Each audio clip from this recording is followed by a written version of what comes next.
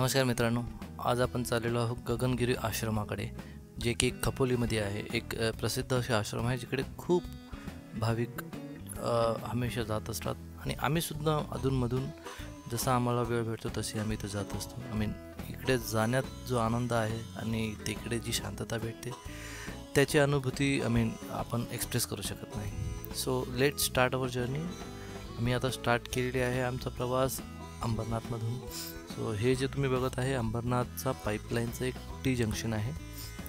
इथून आणि आम्ही लेफ्ट घेतलेला आहे आणि इथून सरळ प्रवास आपण कर्जत खपोली मार्गाद्वारे करणार आहे. आता पुढचा जो आपला जो शहर येणार आहे ते बदलापूर आहे. नेक्स्ट स्टॉप आपलं बदलापूर असणार आहे आणि त्यापुढे आपण आपला कंटिन्यूअस हा जो प्रवास आहे सुरू राहणार आहे. म्हणजे पुढे रस्त्यात आपल्याला नेरळ, जिथे की माथेरान आहे ते सुद्धा आपल्याला त्या मार्गात आहे. त्यानंतर कर्जत आणि देन खपोली, असा हा आपला 40-30-50 किलोमीटरचा हा प्रवास असणार आहे. तर चला आपण पुढे या प्रवासाचा आनंद घेऊया. या आश्रमाबद्दल आणखी काही गोष्टी आहेत ज्या की मी तुम्हाला सांगू इच्छितो. हे आश्रम मी आधी सांगितल्याप्रमाणे हे खपोली येथील गगनगिरी महाराज या नावाने हे प्रसिद्ध आहे. हे आश्रम समुद्रसपाटीपासून जवळपास 300 फूट उंचीवर असलेल्या एका टेकडीवर बसलेले आहे. ओके. संत योगी श्री गगनगिरी महाराज यांनी हा आश्रम स्थापला होता. महाराज हे एक प्रसिद्ध सिद्ध पुरुष होते आणि त्यांनी येथे अनेक वर्षे तपस्या केली. या आश्रमाची एक अनोखी गोष्ट म्हणजे या आश्रमाच्या मध्यभागी आहे एक प्राचीन गुफा मंदिर, जिथे गगनगिरी महाराज ध्यान धारणा करत असत. ही गुफा निसर्गाच्या सानिध्यात कोरलेली आहे आणि इथे एक शांत आध्यात्मिक वातावरण आहे. गुफेच्या बाजूलाच एक नैसर्गिक झरा आहे, ज्याचे पाणी भक्तांना पवित्र मानले जाते. आणि हे आश्रम जे आहे, आश्रमाच्या आजूबाजूला आहेत घनदाट जंगले आणि डोंगर रांगा. येथून भीमाशंकर ज्योतिर्लिंग, पावना डॅम आणि राजमाची किल्ल्यांचे नयनरम्य दृश्य पाहायला मिळते. आश्रमातील ध्यान मंडप आणि हनुमान मंदिर ही प्रेक्षणीय ठिकाण आहेत. गगनगिरी आश्रम हे ध्यान, योग आणि आध्यात्मिक शांततेसाठी एक आदर्श ठिकाण आहे. सह्याद्रीच्या निसर्गरम्य वातावरणात हे ठिकाण एका वेगळ्या जगात नेणारे आहे. भक्तिभावाने सहर्ष स्वागत करणारे हे आश्रम सर्वांसाठी हमेशा खुले असते. आम्ही या आश्रमाला विंटरमध्ये भेट दिलेली आहे, पण सगळ्यात बेस्ट टाईम हा मानला जातो पावसाळ्यामध्ये, मान्सूनमध्ये. तर तुम्ही सुद्धा तुमची प्लॅनिंग अकॉर्डिंगली करू शकता.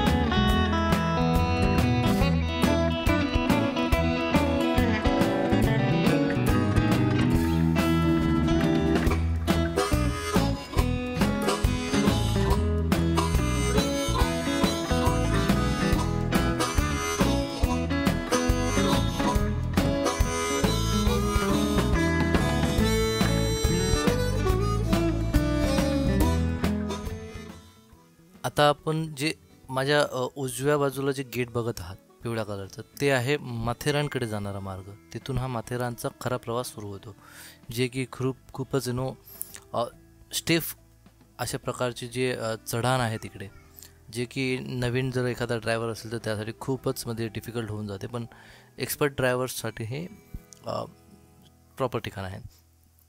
या गेटजवळ तुम्हाला अनेक ड्रायव्हरसुद्धा अवेलेबल होतात, जे की तुम्हाला तुमची कार स्वतः ड्राईव्ह करून तुम्हाला वरपर्यंत ड्राईव्ह करून पोहोचवू शकतात. जर तुम्हाला एखादी मदत हवी असेल तर तीसुद्धा सुविधा तिकडे अवेलेबल असते. आपला हा चॅनलच एक CNG बेस्ड आहे. CNG वारी, CNG कारमध्ये आपण CNG मध्येच जो प्रवास आपला असतो तो आपण करत असतो. तर मी रस्त्यात अधूनमधून दिसलेले सगळे नवीन नवीन CNG पंप तुम्हाला दाखवण्याचा प्रयत्न करत असतो. आणि या व्हिडिओच्या एंडमध्ये मी तुम्हाला याच्या प्रवासाची पूर्ण किलोमीटर्स, जर तुम्ही मुंबईमधून जर स्टार्ट करत असाल किंवा ठाणे किंवा कल्याण साईड करून जर स्टार्ट करत असाल तर तुम्हाला किती किलोमीटर जाऊ शकते, जर तुमची CNG कार असेल तर तुम्हाला किती खर्च येऊ शकतो. टोल वगैरेचा तर प्रश्न नाही, कारण या मार्गावर टोल नाहीत. पण जर तुम्ही पनवेल किंवा जो आपला महामार्ग आहे 17 महामार्ग, त्या मार्गावरून जर गेले तर तिकडे तुम्हाला टोल लागू शकतो. पण जर तुम्ही कर्जत खपोली मार्गाने जर गेले तर तिकडे टोल नाही. आणि रोडसुद्धा म्हणजे ओके आहे, चांगला आहे, असा काही वाईट नाही आहे. कुठे कुठे काम सुरू आहे पण ते मॅनेज होऊन जातं.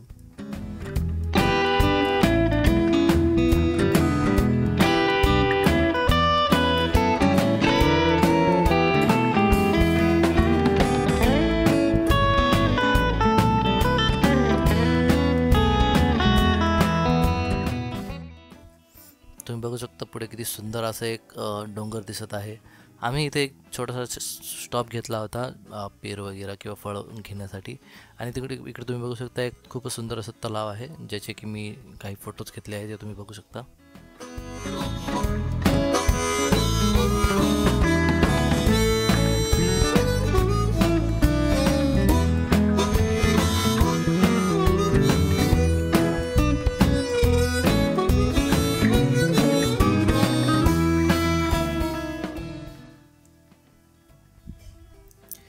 मी हा प्रवास जो आहे अंबरनाथ साईडने सुरू केला होता, म्हणून माझ्यासाठी हा 60 किलोमीटरचा प्रवास होता. 2 घंट्याचा हा प्रवास होता. आणि यामध्ये मला टोटल जो फ्यूलचा कॉस्ट आलेला आहे 600 रुपीज आलेला आहे CNGमध्ये. आणि नॉर्मली जर तुम्ही काही फूड वगैरे प्रवासादरम्यान घेत असाल तर 100, 200, 300 रुपये हा म्हणा. सो राऊंड फिगर 1000 रुपीज हा तुमचा बजेट ट्रिप असा होऊ शकतो, जर तुम्ही कल्याण साईडकडून जर जात असाल. आणि जर तुम्ही जर ठाणे किंवा मुंबई साईडवरून जात असाल तर तसेच तुमचे जसं किलोमीटर वाढतं तसं तुमचा तो कॉस्ट वाढेल.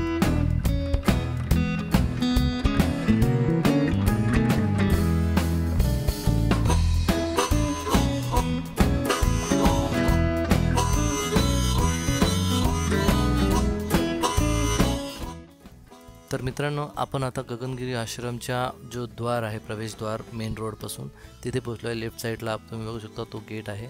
इथून आपण आता लेफ्ट टर्न घेऊन आत जाणार आहोत.